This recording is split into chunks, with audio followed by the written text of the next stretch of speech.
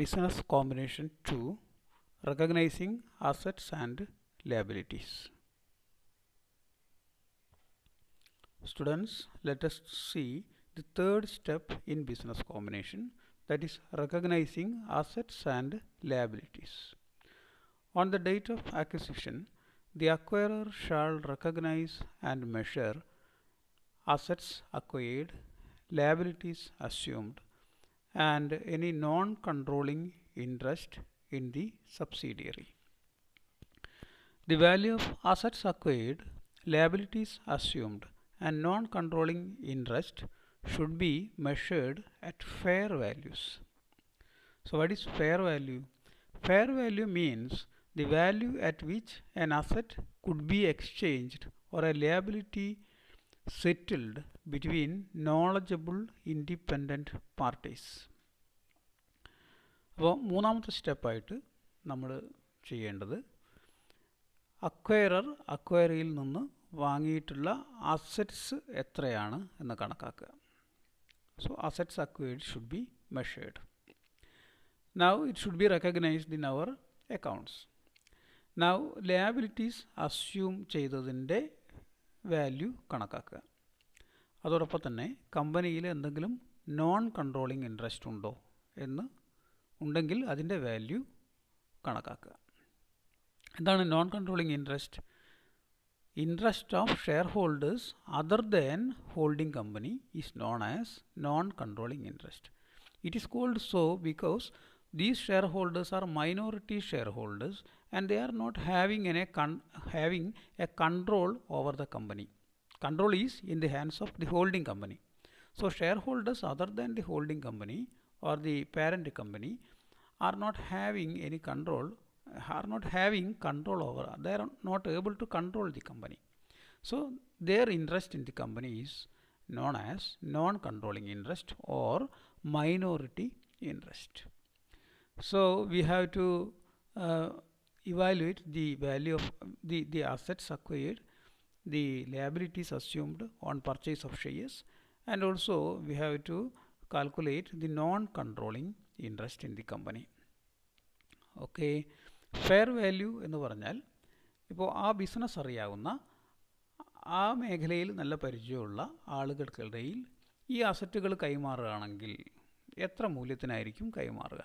ഈ ലയബിലിറ്റീസ് സെറ്റിൽ ചെയ്യുകയാണെങ്കിൽ എത്ര കാശ് കൊടുത്തിട്ടായിരിക്കും സെറ്റിൽ ചെയ്യുക?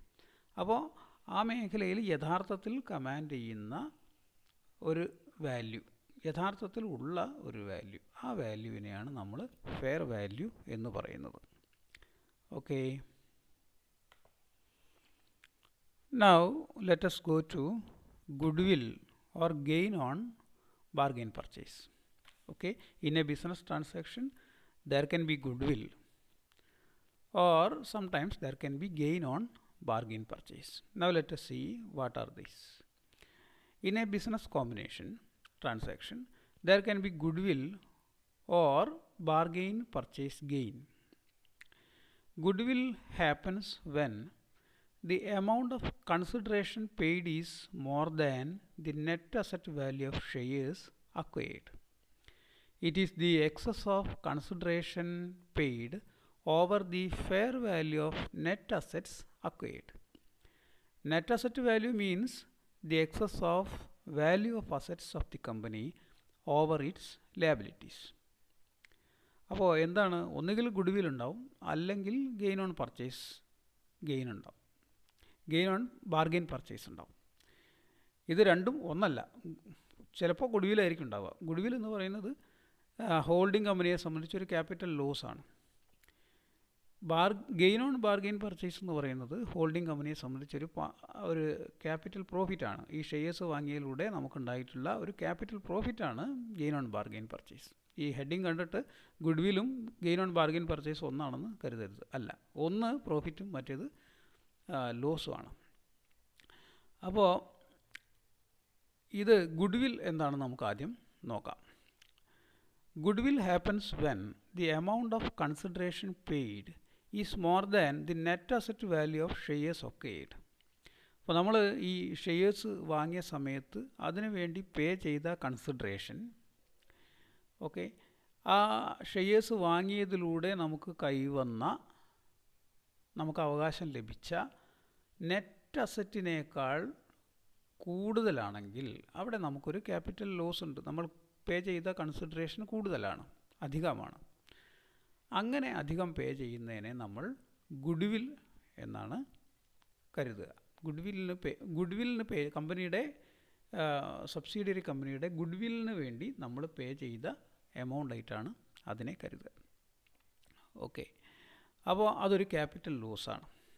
ഓക്കെ, സോ എന്താണ് net asset value? Net asset value means excess of value of assets over value of liabilities assumed. അപ്പോൾ നമ്മൾ 10 ലക്ഷം രൂപയുടെ അസറ്റ് ഉള്ള ഒരു കമ്പനിയെ വാങ്ങുന്നു. ആ കമ്പനിക്ക് ഈ അസറ്റ്സ് കൂടാതെ ഒരു 2 ലക്ഷം രൂപ ലയബിലിറ്റിയും ഉണ്ട്. അങ്ങനെയാകുമ്പോൾ net asset value of that company is 10 lakh minus 2 lakh 8 lakh. ഇതിനു വേണ്ടി നമ്മളൊരു 9 ലക്ഷം രൂപ കൺസിഡറേഷൻ പേ ചെയ്തു. അങ്ങനെയാണെങ്കിൽ നമ്മൾ പേ ചെയ്ത എമൗണ്ട് 9 ലക്ഷം, നമുക്ക് വന്നിട്ടുള്ള നെറ്റ് അസറ്റ് നമുക്ക് വന്നിട്ടുള്ള നെറ്റ് അസറ്റ് 10 ലക്ഷത്തിൽ നിന്ന് 2 ലക്ഷം കുറച്ച് ബാക്കി 8 ലക്ഷം. അപ്പോൾ 1 ലക്ഷം രൂപ നമ്മൾ അധികമാണ് പേ ചെയ്തത്.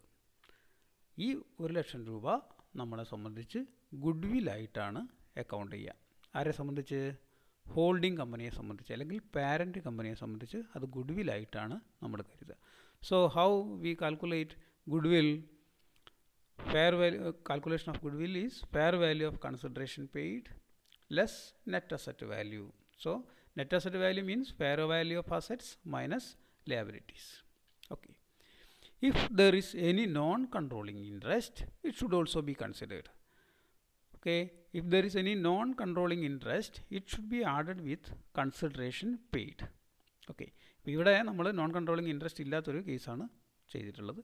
എന്തെങ്കിലും നോൺ കൺട്രോളിങ് ഇൻട്രസ്റ്റ് ഉണ്ടെങ്കിൽ, അതായത് മൈനോറിറ്റി ഷെയർ ഹോൾഡേഴ്സിൻ്റെ ഷെയറിൻ്റെ മൂല്യം, ഓക്കെ, അതുണ്ടെങ്കിൽ അതും കൂടെ നമ്മൾ കൺസിഡറേഷൻ പെയ്ഡിനോട് ആഡ് ചെയ്യണം. So consideration paid plus non controlling interest, okay, total എടുക്കുക, അതിൽ നിന്ന് നെറ്റ് അസറ്റ് വാല്യൂ കുറയ്ക്കുക. അപ്പോൾ കിട്ടുന്നതായിരിക്കും ഗുഡ്വിൽ. നമുക്കൊരു എക്സാമ്പിൾ നോക്കാം. X Limited acquired the net assets of Y Limited for rupees 8 lakh. The fair value of assets and liabilities of Y was rupees 9 lakh and rupees 2 lakh. Calculate goodwill. Simple ആണ്. Fair value of consideration paid is 8 lakh. Fair value of net assets 9 ലക്ഷം അസറ്റും 2 ലക്ഷം ലയബിലിറ്റിയുമാണ്. അപ്പോൾ difference 7 ലക്ഷം. 7 ലക്ഷമാണ് net asset. നമ്മൾ പേ ചെയ്തത് 8 ലക്ഷമാണ്. സ്വാഭാവികമായിട്ടും നമുക്ക് വന്നിട്ടുള്ള capital loss എന്ന് പറയുന്നത് അല്ലെങ്കിൽ ഗുഡ്വിൽ എന്ന് പറയുന്നത് 1 lakh ആണ്. Now let us see another example. X Limited acquired 75% of the equity shares of Y Limited for rupees 6,25,000. The fair value of assets and liabilities of Y was rupees 9 lakh and 2 lakh respectively. Y has 70,000 equity shares selling at rupees 10 per share. Calculate goodwill. അപ്പോൾ ഈ കേസിൽ minority interest കൂടെ ഉണ്ട്. നമ്മൾ വാങ്ങിയിട്ടുള്ളത് 75% ഷെയർസാണ്. അതുകൊണ്ട് തന്നെ 25% shares minority share ഹോൾഡേഴ്സിൻ്റെ കയ്യിലാണ്. അപ്പോൾ നമ്മൾ അതും കൂടെ കൺസിഡർ ചെയ്തിട്ട് വേണം ഗുഡ്വിൽ കാൽക്കുലേറ്റ് ചെയ്യാൻ. അപ്പോൾ നമ്മൾ എങ്ങനെയാണ് ചെയ്യുക? Fair value of consideration paid 6,25,000. Okay, add proportionate value of non controlling interest നമ്മളിവിടെ കാൽക്കുലേറ്റ് ചെയ്യുന്നത് മാർക്കറ്റ് പ്രൈസിൻ്റെ അടിസ്ഥാനത്തിലാണ്. ഓക്കെ, അപ്പോൾ 17,500 ഷെയർസാണ് അവരുടെ കയ്യിലുള്ളത്. Okay, 17,500 into 10, 1,75,000. ഓക്കെ, അപ്പോൾ ടോട്ടൽ എടുക്കുക. ടോട്ടൽ എന്ന് പറയുമ്പോൾ 6,25,000 പ്ലസ് 1,75,000, സോ 8 lakh. ഈ 8 lakhൽ നിന്ന് fair value of net assets കുറയ്ക്കുക. Fair value of net assets എന്ന് പറഞ്ഞാൽ 9 ലക്ഷം അസറ്റും 2 ലക്ഷം രൂപ ലയബിലിറ്റിയും. അപ്പോൾ 7 ലക്ഷം കുറയ്ക്കുക. അപ്പോൾ 8 ലക്ഷത്തിൽ നിന്ന് 7 ലക്ഷം കുറയ്ക്കുക, ബാക്കി 1 lakh. ഇതായിരിക്കും goodwill. Okay, Now let us see gain on bargain purchase or bargain purchase gain. Bargain purchase gain arises when the fair value of net assets acquired through purchase of subsidiary company shares exceeds the fair value of consideration paid for that. It is a capital profit and is accounted as capital reserve. Okay, അപ്പം bargain purchase gain എന്ന് പറഞ്ഞാൽ നമ്മൾ കൊടുത്തിട്ടുള്ള കൺസിഡറേഷനോട് നമുക്ക് ലഭിച്ചിട്ടുള്ള net asset compare ചെയ്യുമ്പോൾ കൊടുത്തിട്ടുള്ള purchase consideration കുറവാണെങ്കിൽ അവിടെ നമുക്കൊരു ക്യാപിറ്റൽ പ്രോഫിറ്റ് ഉണ്ടാവും. ഈ ക്യാപിറ്റൽ പ്രോഫിറ്റിനെയാണ് നമ്മൾ ഗെയിൻ ഓൺ ബാർഗെയിൻ പർച്ചേസ് എന്ന് വിളിക്കുന്നത്. അപ്പോൾ ഇതൊരു ക്യാപിറ്റൽ പ്രോഫിറ്റ് ആയതുകൊണ്ട് നമ്മളിതിനെ ക്യാപിറ്റൽ റിസർവ് ആയിട്ടാണ് അക്കൗണ്ട് ചെയ്യുക. It will be credited to capital reserve. നമുക്കൊരു എക്സാമ്പിൾ നോക്കാം. H limited purchases 100% of the shares of H Limited for rupees 9 lakh. The assets of H Limited is rupees 12 lakh and liabilities rupees 2 lakh. Gain on bargain purchase will be price paid for shares, that means consideration paid for shares 9 lakh less net assets acquired. Net assets എന്ന് പറയുമ്പോൾ അവിടെയുള്ള അസറ്റ്സിൽ നിന്ന് ലിയബിലിറ്റീസ് കുറച്ചിട്ട് ബാക്കി ഉണ്ടാവുന്നത്. So net assets 12 lakh, liabilities 2 lakh. അപ്പം difference excess of assets over liabilities 10 lakh. So net assets 10 lakh. Consideration paid 9 lakh. സ്വാഭാവികമായിട്ടും നമുക്കുള്ള ക്യാപിറ്റൽ പ്രോഫിറ്റ് എന്ന് പറയുന്നത് ലഭിച്ചിട്ടുള്ള അസറ്റ്സ് 10 lakh മൈനസ് കൊടുത്തിട്ടുള്ള കൺസിഡറേഷൻ 9 lakh. 1 lakh ആണ് നമ്മുടെ ബാർഗെയിൻ പർച്ചേസ് ഗെയിൻ. ഓക്കെ, ഇവിടെ ഒരു പ്രത്യേകതയുള്ളത് 100% ഷെയർസും നമ്മൾ വാങ്ങി എന്നുള്ളതാണ്. അപ്പോൾ ഔട്ട്സൈഡ് ഷെയർ ഹോൾഡേഴ്സ് ഇല്ല. കമ്പനി മാത്രമാണ്, എച്ച് ലിമിറ്റഡ് മാത്രമാണ്, ഹോൾഡിംഗ് കമ്പനി മാത്രമാണ് ഈ സബ്സിഡിയറി കമ്പനിയുടെ ഓണർ. 100% സബ്സിഡിയറിയാണ്. ഓക്കെ, മൈനോറിറ്റി ഷെയർസ് ഇല്ല. ഓക്കെ, അതുകൊണ്ട് തന്നെ ഇവിടെ നോൺ കൺട്രോളിങ് ഇൻട്രസ്റ്റ് ഇല്ല, ഓർ മൈനോറിറ്റി ഇൻട്രസ്റ്റ് ഇല്ല. അപ്പോൾ മൈനോറിറ്റി ഇൻട്രസ്റ്റ് ഉള്ള ഒരു കേസിൽ എങ്ങനെയാണ് ഇത് കാൽക്കുലേറ്റ് ചെയ്യാമെന്ന് നമുക്ക് നോക്കാം. when there is minority shareholders, H Limited acquires 80% shares in S Limited for rupees 7,20,000. The assets of S Limited are rupees 12 lakh and liabilities are rupees 2 lakh. Minority shareholders hold 20% shares which are sold at rupees 10 in the market. Calculate bargain purchase gain. അപ്പോൾ ഇവിടെ 80% ഷെയർസാണ് നമ്മൾ വാങ്ങുന്നത്. ഈ ഷെയർസിനെല്ലാം കൂടെ നമ്മൾ കൊടുക്കുന്നത് 7,20,000 രൂപയാണ്. Okay, ഈ കമ്പനിക്ക് 12 ലക്ഷം രൂപയുടെ അസറ്റ് ഉണ്ട്, ലയബിലിറ്റി 2 ലക്ഷം രൂപയുണ്ട്. സ്വാഭാവികമായിട്ടും നെറ്റ് അസറ്റ്സ് 10 ലക്ഷം. മൈനോറിറ്റി ഷെയർ ഹോൾഡേഴ്സിന് 20,000 ഷെയർസ് ഉണ്ട്. ഓക്കെ, ഈ 20,000 ഷെയർസ് 20% ഷെയർസ് ആയിരിക്കും. അത് മാർക്കറ്റിൽ 10 രൂപയ്ക്കാണ് വിൽക്കുന്നത്. ഓക്കെ, അങ്ങനെയാണെങ്കിൽ നമ്മൾ എങ്ങനെയാണ് ബാർഗെയിൻ പർച്ചേസ് ഗെയിൻ കാൽക്കുലേറ്റ് ചെയ്യുന്നതെന്ന് നോക്കാം. അപ്പോൾ ആദ്യം നമ്മൾ പർച്ചേസ് കൺസിഡറേഷൻ പെയ്ഡ് എടുത്തു, 7,20,000 രൂപ.